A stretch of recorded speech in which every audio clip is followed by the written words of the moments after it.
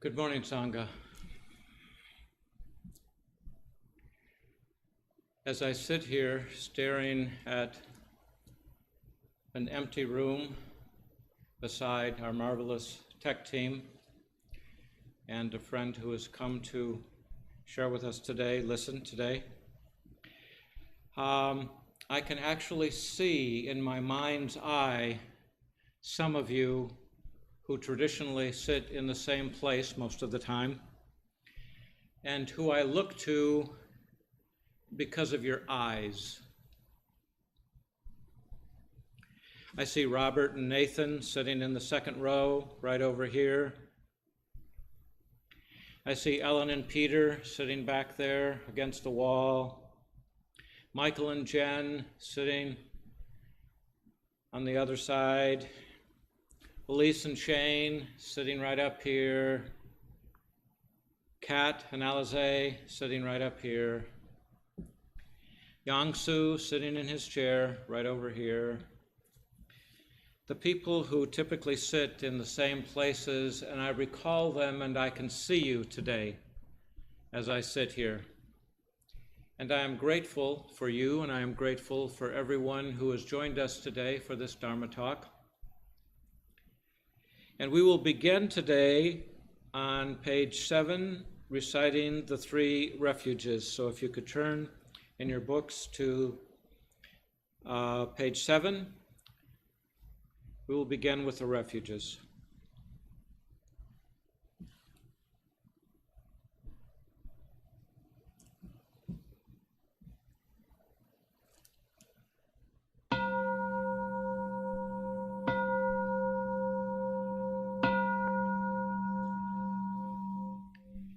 And we say together, I go for refuge to Buddha, my deeply awakened mind, the living source of understanding and compassion, which must be cultivated to be known fully.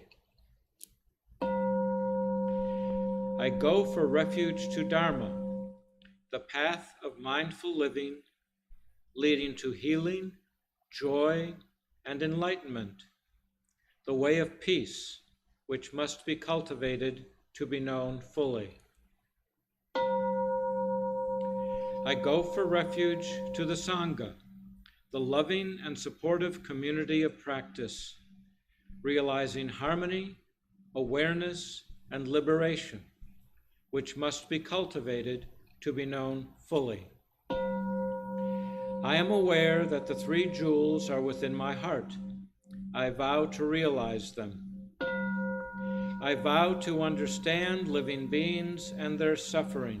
I vow to cultivate loving kindness and compassion and to practice joy and equanimity. I vow to live simply and sanely, content with few possessions, and to keep my body healthy. I vow to let go of all worry and anxiety in order to be light and free. I am aware that I owe so much to my parents, teachers, friends, and all beings. I vow to be worthy of their trust, to practice wholeheartedly, so that understanding and compassion will flower, and I can help living beings be free from their suffering. May the Buddha, the Dharma, and the Sangha support my efforts. May the Buddha, the Dharma, and the Sangha support my efforts. May the Buddha, the Dharma, and the Sangha support my efforts.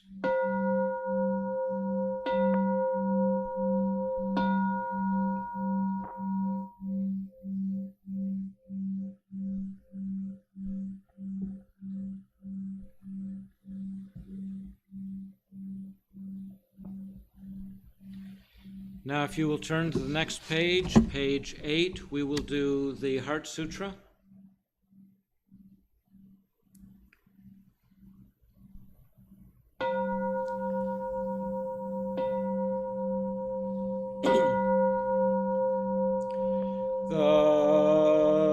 Dhamma Prajna Paramita Hridaya Sutra.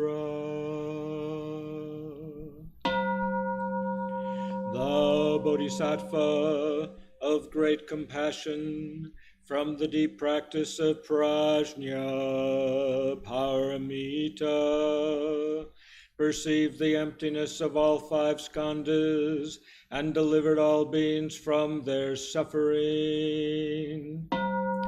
O Shariputra, form is no other than emptiness, emptiness no other than form, form is emptiness, emptiness form.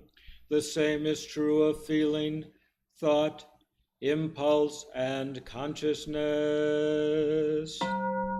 O Shariputra, all dharmas are empty. They are not born nor annihilated.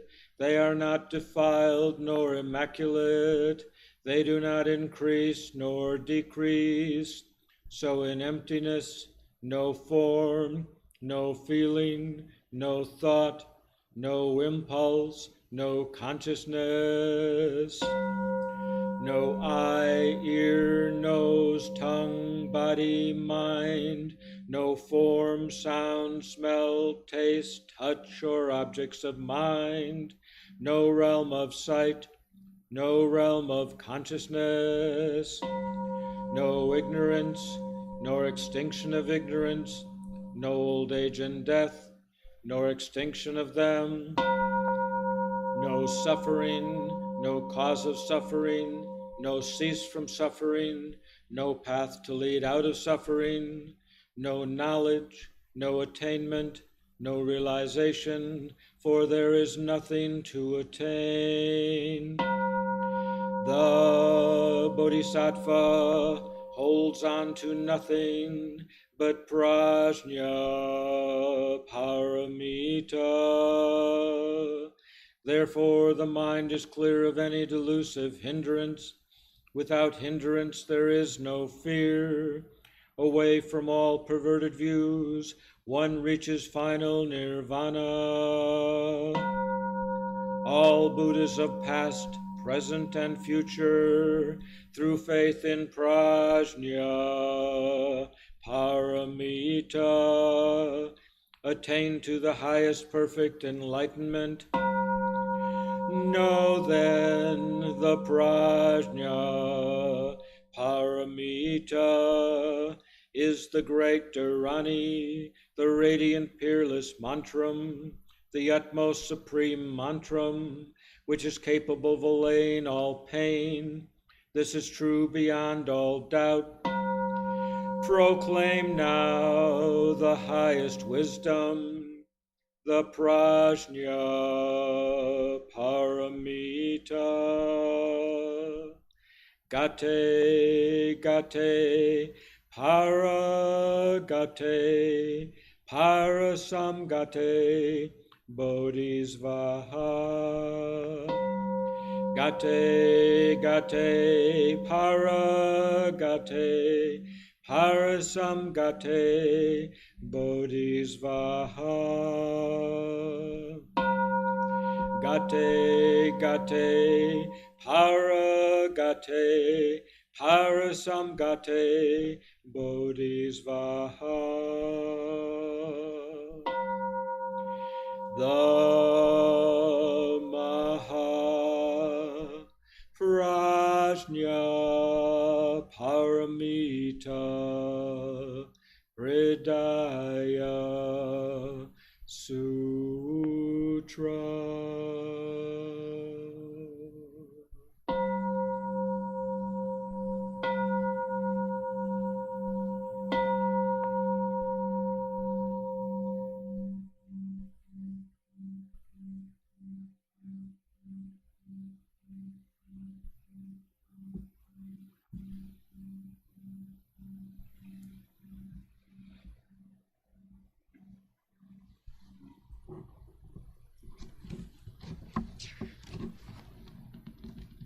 Welcome again.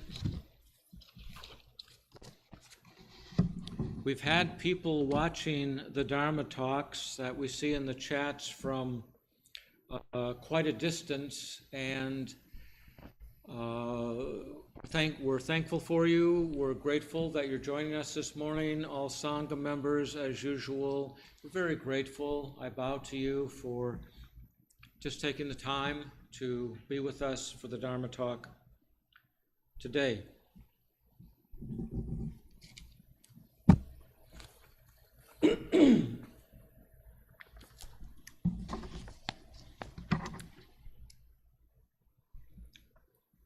I'm definitely getting older.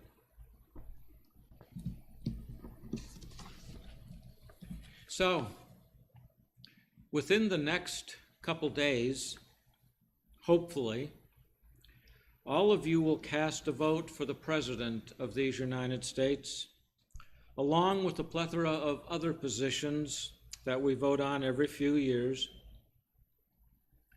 Now, while the white person, the white man, has been able to vote since the beginning of voting, they've had the right. It took much longer for women and people of color to be granted the right to vote. And much was done to even prevent that right from happening. Even after Black individuals were granted the right to vote, much was done in the way to prevent that vote. First, a poll tax was imposed on many, and it was a poll tax that many, if not most, could not afford. Then when that seemed to stop working, a literacy test was imposed, and many were unable to sufficiently read and write, keeping many people from the polls. Today, all citizens of age are permitted to vote, but dangers still exist. We find that even now in early voting, there are individuals in many states openly carrying firearms to the polls, seemingly as an effort to intimidate those who would vote, provoking a fear factor into the voting process unlike I have ever seen in my lifetime. There are conflicting television, radio, and social media ads supporting one candidate and not the other, blasting one candidate and not the other. There are fact checkers ready to tell us who is on the side of truth and justice, but are the fact checkers on the side of truth and justice? It is very difficult to suss out candidates at every level who are actually for the people. Thus the name of my Dharma talk this morning, by the people, for the people. And if you haven't guessed by now, this is the pre-election Dharma talk. Now, add to the election, add to this whole scenario, a COVID virus, which yesterday in Michigan hit its highest one-day total since the virus began, and it continues to climb. Unemployment levels that rival and at times surpass the Great Depression. Businesses having to permanently close their doors. Families having to choose between food, shelter, and badly needed medications. Relief for the American people stalled in partisan politics in our capital. Violence in the streets, ongoing, because it seems we just can't decide whose lives really matter. Looking at this picture, overall picture, it would seem that we're all headed to samsara in a sleigh. Christmas reference there. This past Wednesday, I was at my favorite sports bar drinking my Diet Coke, sitting up at the bar, and I was watching football when I heard this little giggle behind me. I turned and saw a very young black girl grinning and waving at me. And she was definitely coloring outside the lines with the colors and the paper they had given her. And she had these bouncy black curls, tightly wound curls in bows on both sides of her head. I waved back and I told her I loved her beautiful picture and all the bright colors. Then I turned to the mother who was sitting with her, and I said, "Isn't it wonderful? Such sweet innocence at that age." The mother nodded, and then her eyes filled with tears.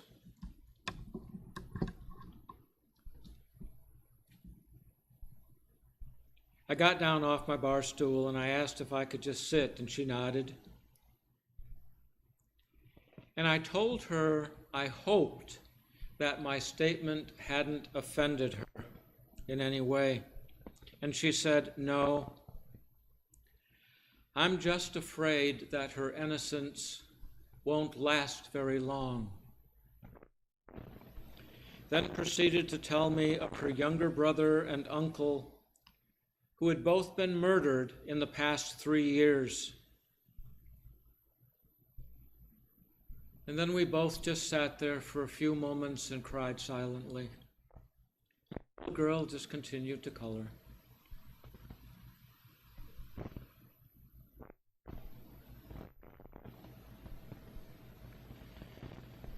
Believing that direct experience is the only reality, as the Buddha taught, what I have experienced is that this United States of America is not united. Not only is it not united, it seems to have lost its way with its citizens, its states, and on the global stage. To many of my international and colleagues, we have become the laughingstock of the world for our inability to take something so precious as democracy and handle it as a petulant child would destroy a toy.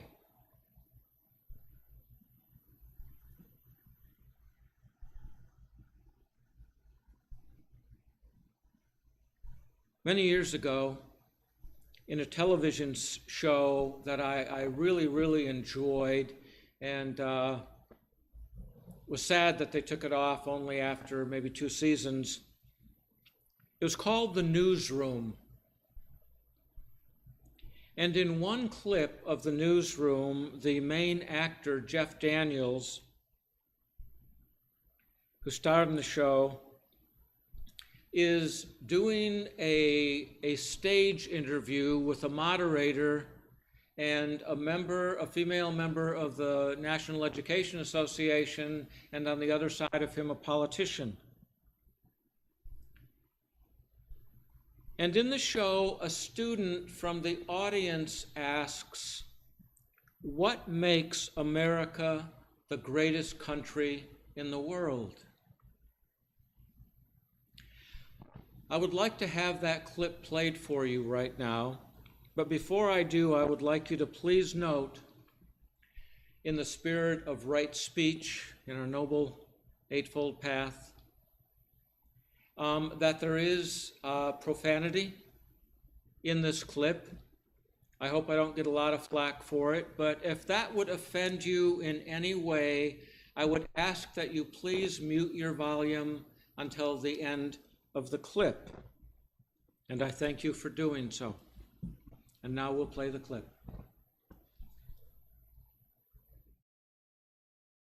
We'll go on to the next question. You, sir. My name's Stephen. I'm a junior, and my question's for Will McAvoy. Do you consider yourself a Democrat, a Republican, or an independent?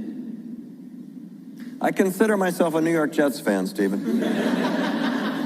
Since it's been brought up, you've almost religiously avoided stating or even implying a political allegiance. Is that because, as a news anchor, you feel the integrity of your broadcast would be compromised? That sounds like a good answer. I'll take it.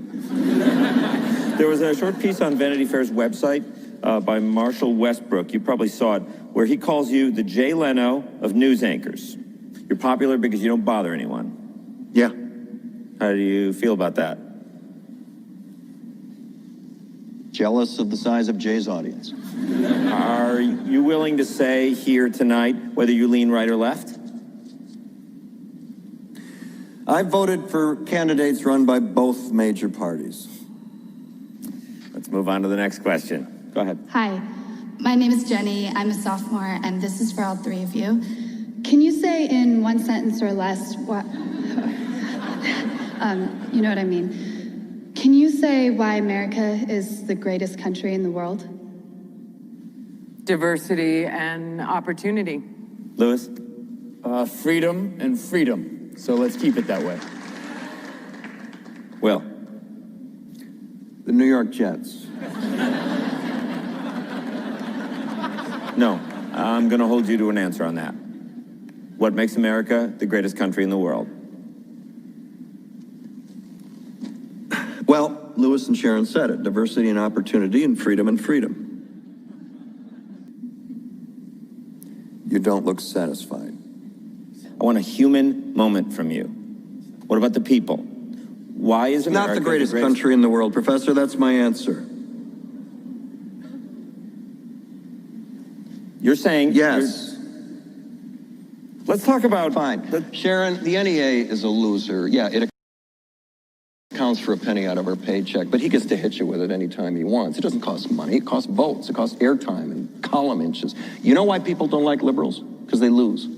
If liberals are so fucking smart, how come they lose so goddamn always? Hey. And with a straight face, you're going to tell students that America is so star-spangled awesome that we're the only ones in the world who have freedom? Canada has freedom. Japan has freedom. The UK, France, Italy, Germany, Spain, Australia, Belgium has freedom. So 207 sovereign states in the world, like 180 of them have freedom. All right. And yeah, you, sorority girl, just in case you accidentally wander into a voting booth one day, there's some things you should know. And one of them is, there is absolutely no evidence to support the statement that we're the greatest country in the world. We're 7th in literacy, 27th in math, 22nd in science, 49th in life expectancy, 178th in infant mortality, 3rd in median household income, number 4 in labor force, and number 4 in exports. We lead the world in only 3 categories: number of incarcerated citizens per capita, number of adults who believe angels are real, and defense spending, where we spend more than the next 26 countries combined, 25 of whom are allies. Now, none of this is the fault of a 20-year-old college student, but you nonetheless are, without a doubt, a member of the worst generation ever. So when you ask what makes us the greatest country in the world, I don't know what the fuck you're talking about. Yosemite?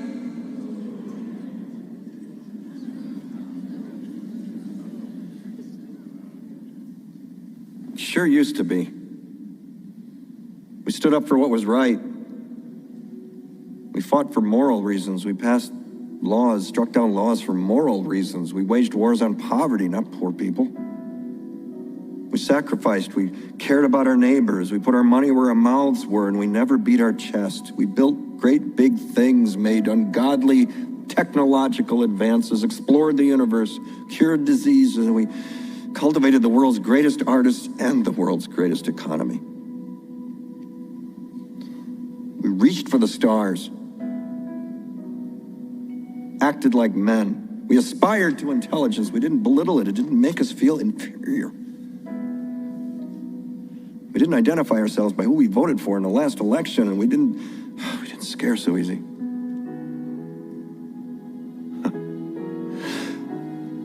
We were able to be all these things and do all these things because we were informed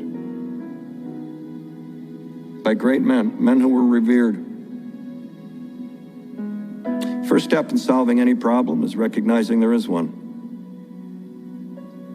America is not the greatest country in the world anymore.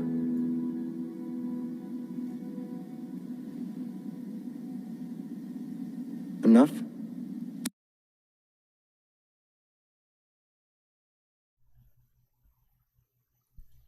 The first step to solving any problem is recognizing that we have one. That statement might be more true now, even adding several more reasons than Jeff Daniels did when the show was aired. 3 weeks ago, I gave a Dharma talk entitled 10 Duties of a King. Last week, the Venerable Su gave a talk entitled Radical Loving Kindness in Less Than Loving Times. I would like to revisit right now the key points of both of those Dharma talks. The Venerable Su used as her reference the Metta Sutta.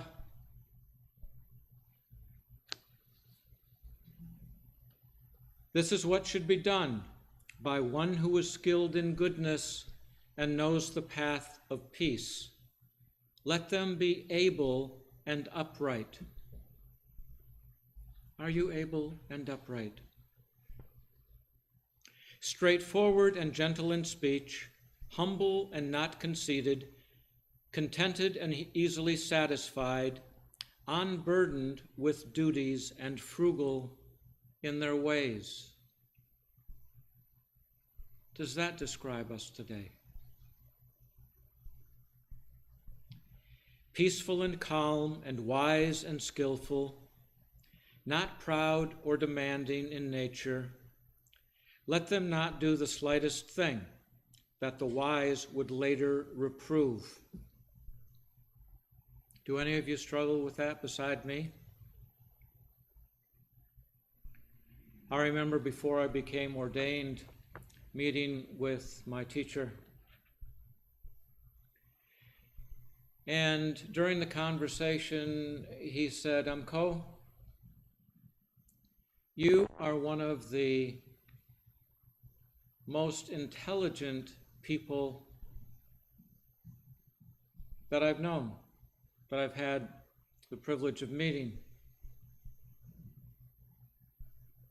I thought it was quite flattering at the time. But then he followed it up with, but what you lack that is far more important than your intelligence is wisdom. And that was like a 2x4 to the middle of my skull. because as soon as he said it, I knew that it was true. That sometimes I do things that are demanding in nature and that the wise would later reprove. I'm getting better at catching myself before it happens, but it still happens. Does it happen to any of you?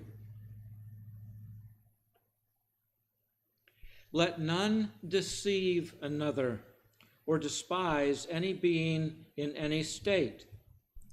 Let none through anger or ill will wish harm upon another. I think about all of the hate rhetoric that I see on the news, that I see in social media. Yesterday alone, I received 156 emails and text messages. 112 of them were political in nature. 100 of them were asking for more money for their side and speaking ill of the other side. Even as a mother protects with her life her child, her only child, so with a boundless heart should one cherish all living things. Help me understand. When did we as a nation stop doing that?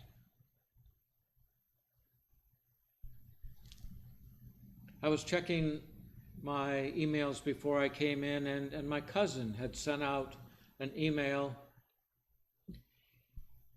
generic email, and it said, to the person in front of us in line at Arby's yesterday at noon, who paid for our entire order. Thank you so very much. We've gotten away from that. We've gotten too far away from that. We don't seem to cherish all living things these days. We're very selective in what we cherish, not as the Buddha taught in the sutra.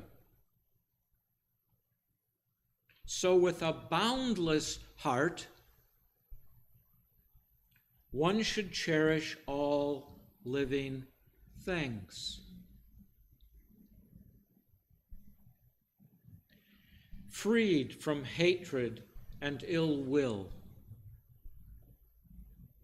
Can we say that today? That we're freed, actually freed from hatred and ill will.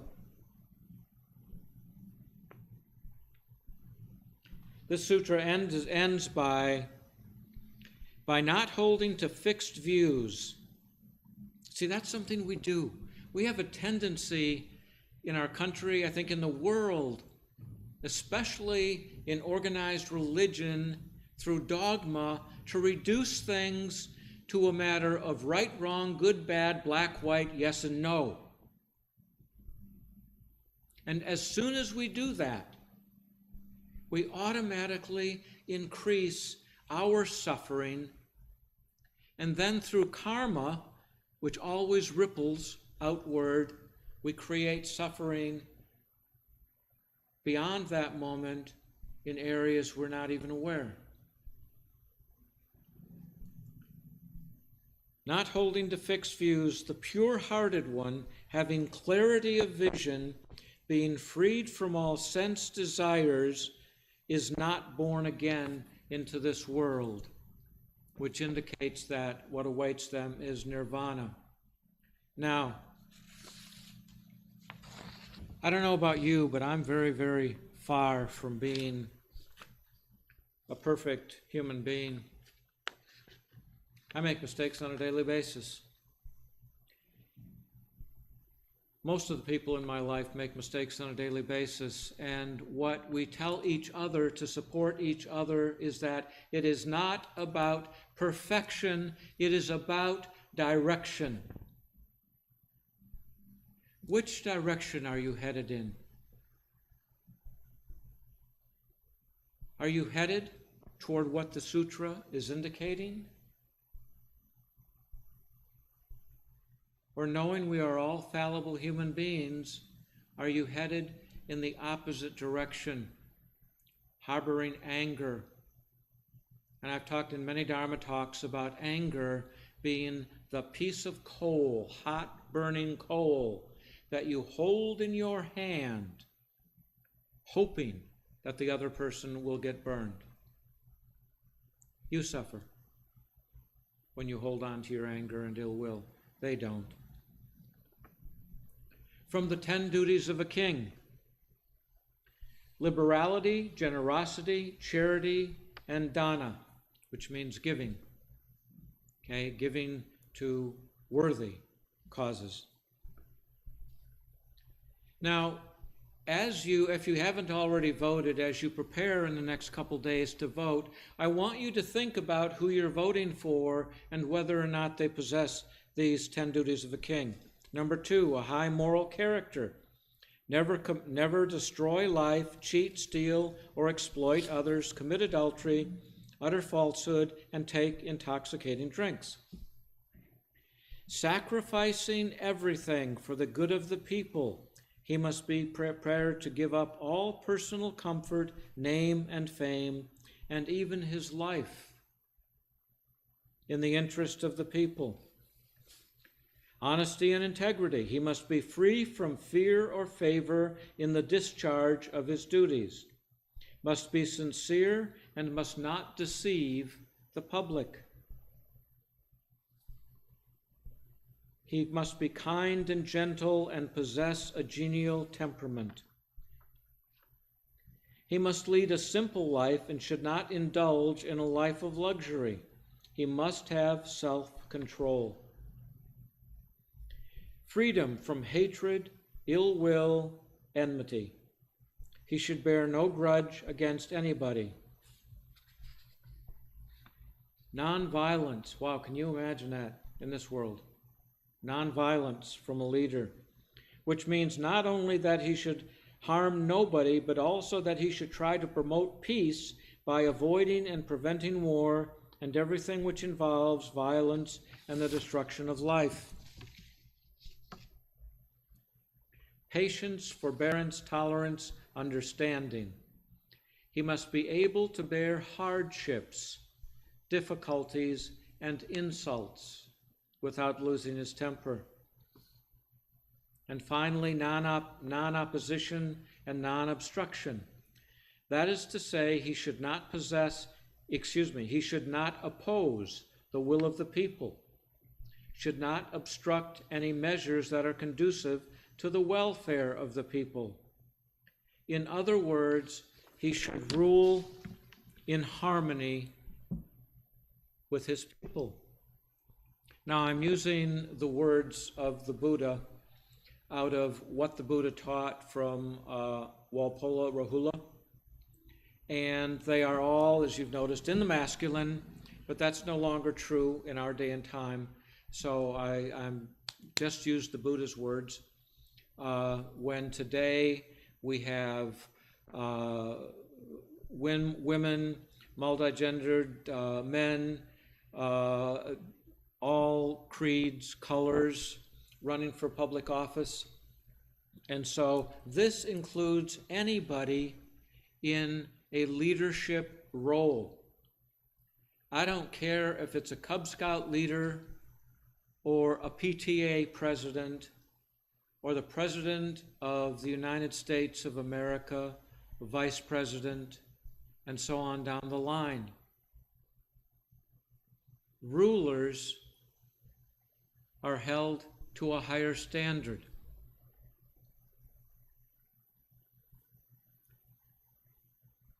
I've made some mistakes even as a Dharma teacher, and I always appreciate it.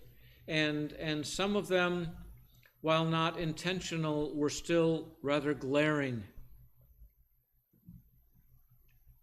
And I have always appreciated when somebody will directly come to me and say, I want you to know what the impact of what you did or said was on me.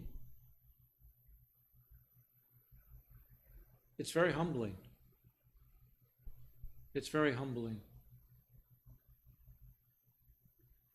I may get flustered, but I'm glad to say I don't hold it against the person when they tell me that I want you to know how this impacted me.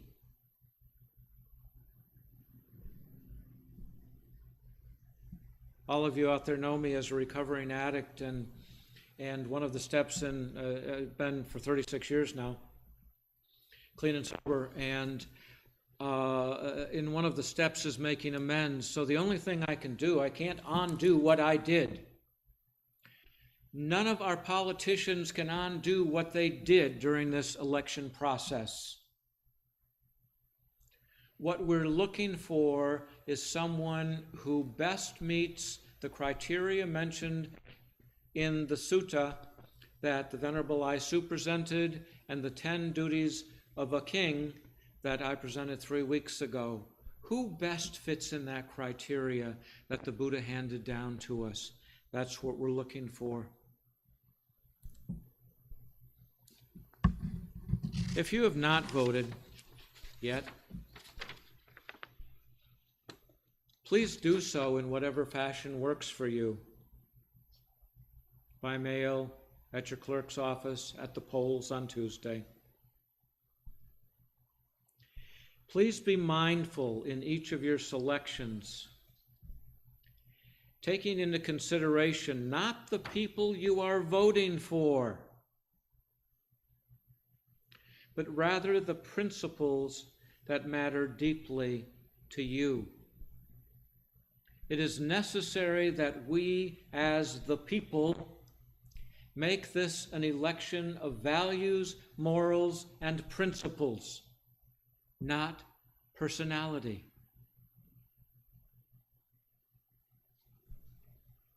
For all of you following a Buddhist path,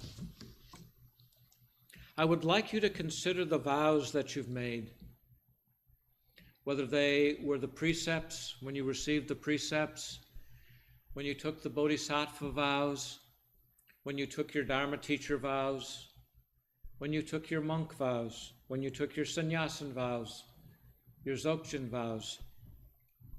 I would like you to consider your vows and incorporate those vows into the choices of your votes. As individuals, we have no control over the ultimate outcome of this election, but we can remain faithful to what we believe and the path we have chosen to follow.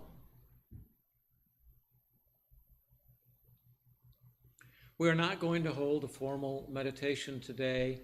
Rather than that, as this Dharma talk ends, I would like you to turn off your electronic devices, the television, and for 10 minutes, I would like you to consider, who are we? What have we become? Sit with the choices that we've been asked to make. Sit with who you voted for and why, or who you intend to vote for and your reasons for doing so. Are you voting for the person, or are you voting for the principles? As you vote in whatever way you choose, may you be safe, and may you be at peace, believing you made the choices for the benefit of all sentient beings.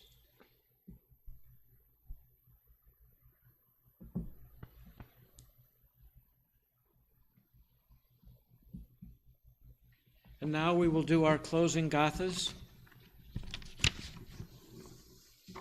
And those are on page 9.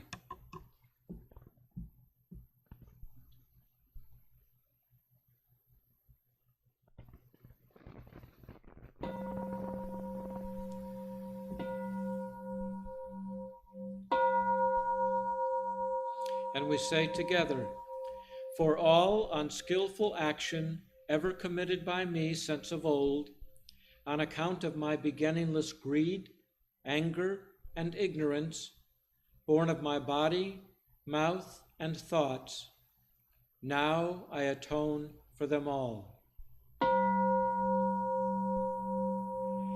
Vast is the robe of compassion, a formless field of benefaction. I wear the Buddhist teachings for the benefit of all sentient beings. All beings, one body, I vow to liberate. Endless blind passions, I vow to uproot. Dharma gates without number, I vow to penetrate. The great way of Buddha, I vow to attain.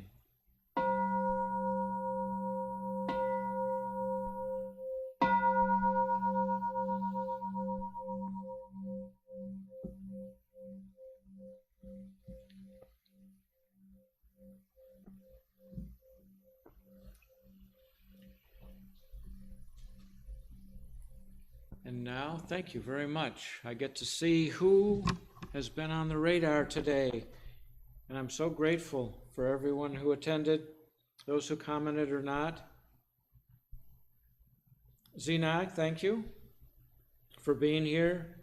Ellen and Peter, thank you. I know exactly where you typically sit. Yes, yes. Jeremy, Myron, good morning. Kate, good morning. Yes, we wish you too. Jake, good morning. Yamto, good morning. Yangsu, good morning.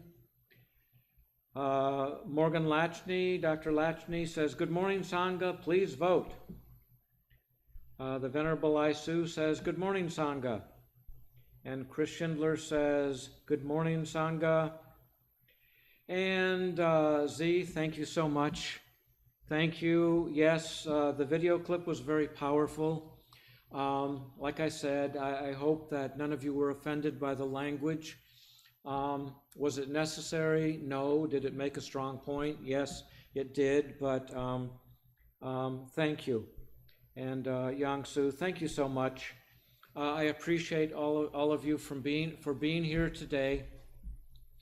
And I invite you to be with us next week, where we will have our post-election Dharma talk. And it will include all of the Dharma teachers from the Dharma Council for the next talk that we have. So please stay tuned for that. And I think there will be an opportunity also to do a Google Meets chat with whoever would like to do that after the service at 11 o'clock.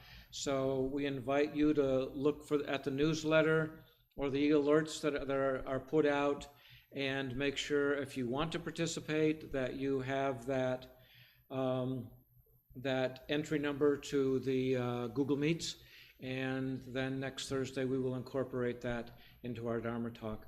Thank you all for being here. Have a good day.